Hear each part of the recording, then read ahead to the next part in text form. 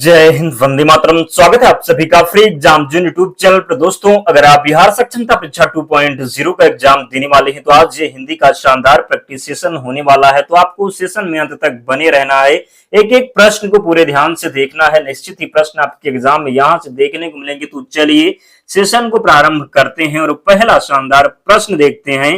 Right answer आपको जरूर comment करते रहना है। जो पहले कभी ना हुआ हो वाक्यांश के लिए एक शब्द आपको बताना है। चार ऑप्शन आपके सामने हैं: अद्भुत, अभूतपूर्व, अपूर्व या फिर अनुपम। तो यहां पर जो राइट आंसर हो जाएगा, जो पहले कभी ना हुआ हो वाक्यांश के लिए एक शब्द हो जाएगा अभूतपूर्व। क्या? तो अभूतपूर्व हो जाएगा, ध्यान रखना है। तो जिसने भी सेकंड ऑप्शन का चयन किया है सही उत्तर हो जाएगा। अगला है, जो कहा ना जा सके वाक्यांश के लिए एक शब्द आपको बताना है। अकथनीय, अक्षम्य, अजर या फिर अगम्य। तो जो कहा ना जा सके वाक्यांश के लिए एक शब्द हो जाएगा अकथनीय। क्या? तो जो कहा ना जा सके वाक्यांश के लिए एक शब्द हो जाएगा अकथनीय, जरूर ध्यान रखें।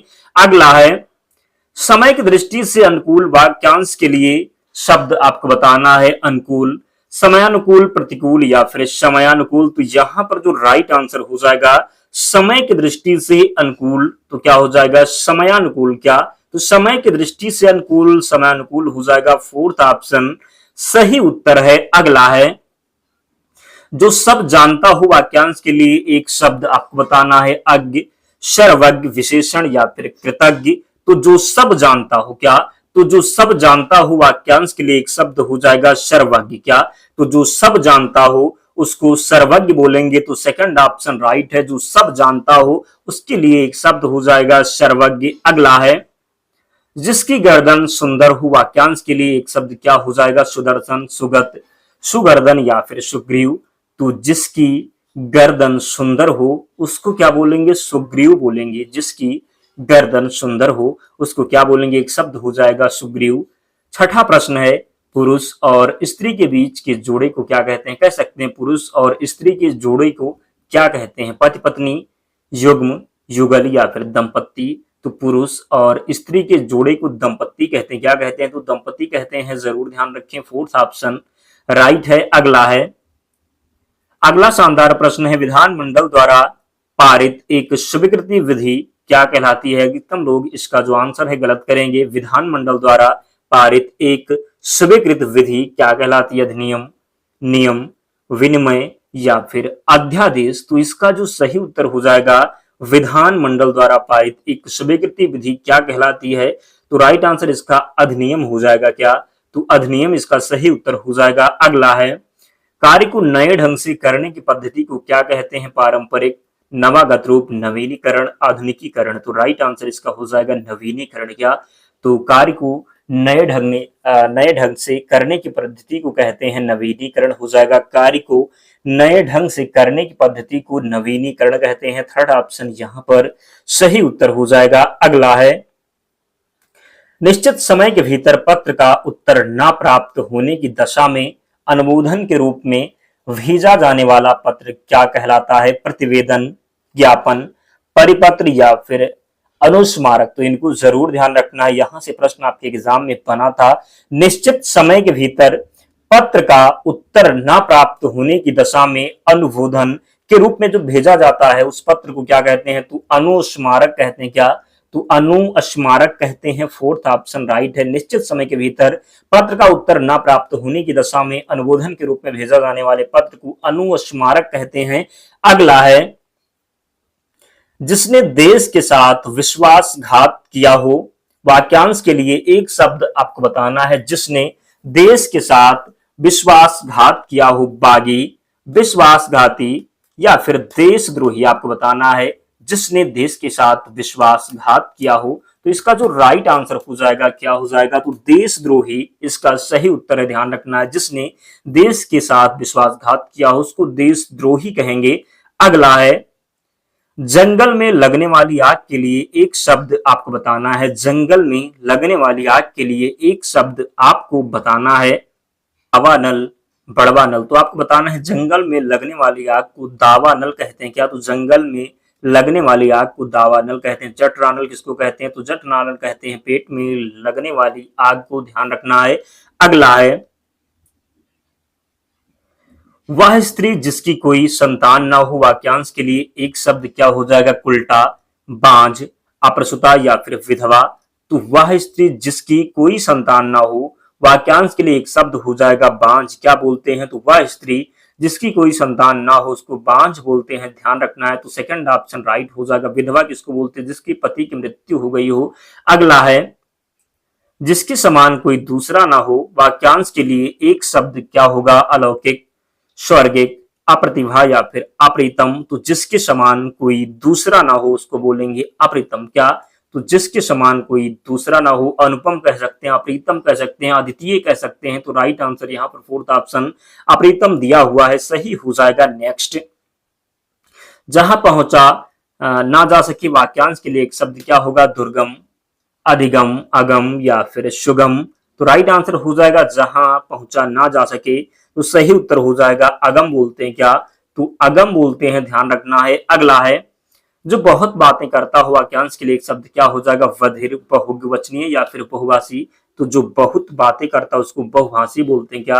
तो जो बहुत बातें करता हो उसको बहुभाषी बोलते हैं, ध्यान रखना है। अगला है वह सायकालीन बेला जब पशु वन से चरकर लौटते हैं, गोधूल, सूर्यास्त, साय बेला या फिर अपराह्न।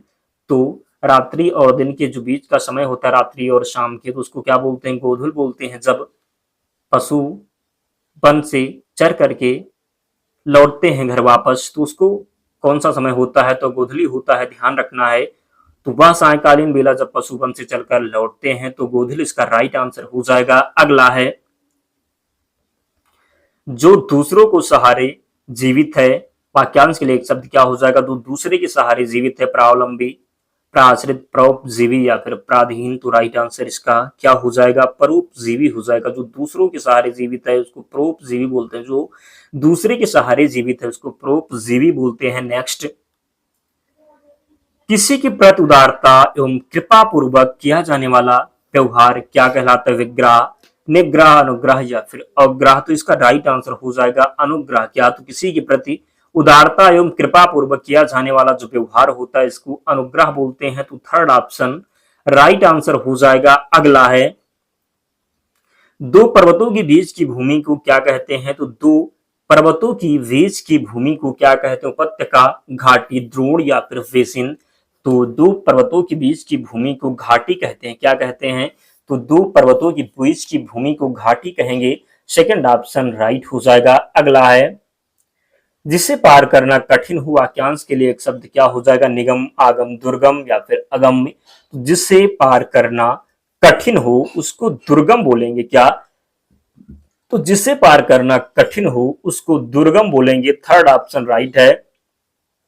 जिसे पार करना कठिन हो उसको दुर्गम कहेंगे। अगला है जिसके आर पार देखा जा सके, वाक्यांश के लिए एक शब्द आपको बताना है। दूरदर्शी, सूक्ष्मदर्शी, पारदर्शी या फिर अतलदर्शी।